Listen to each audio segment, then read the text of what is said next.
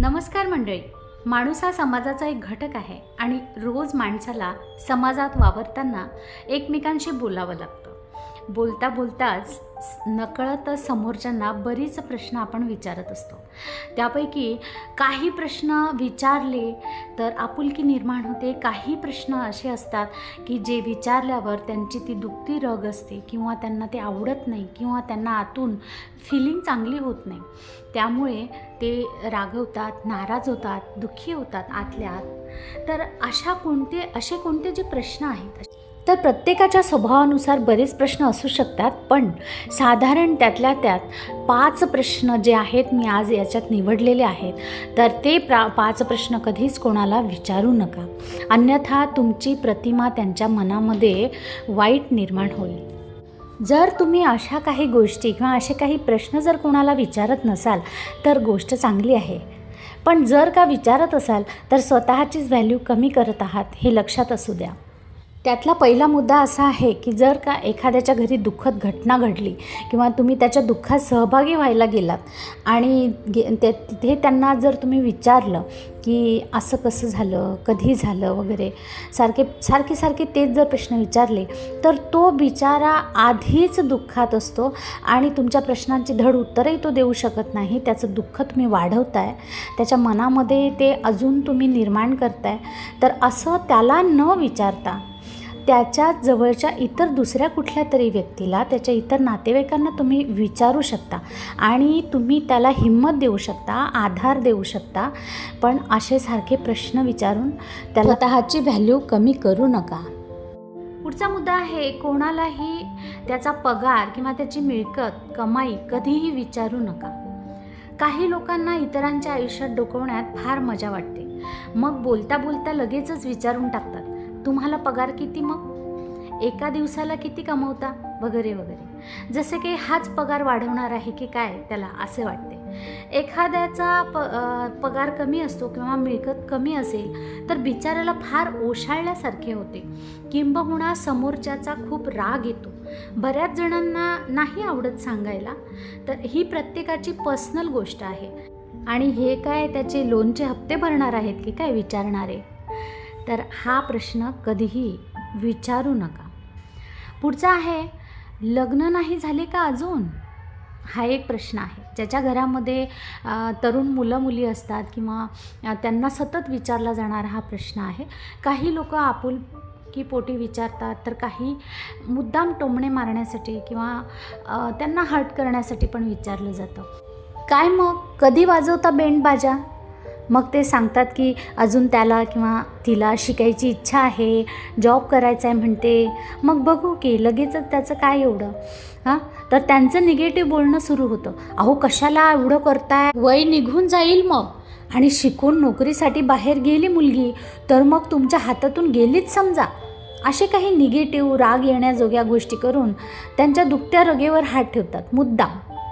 मुद्दाम असे न विचारता उलट वा छान, तुम्ही किती छान शिकवताय मुलांना, त्यातही खूप मेहनत लागते आणि पुढे नोकरी केल्याने तर फ्युचर ब्राईटच आहे, मग असं पॉझिटिव्ह बोलून आपण त्यांना सपोर्ट केला पाहिजे.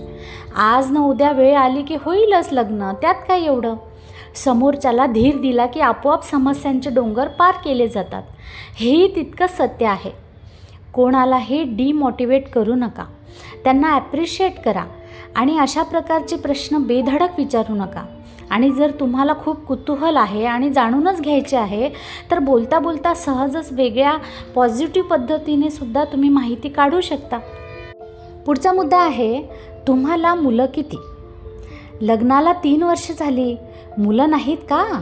काही गुड न्यूज आहे का?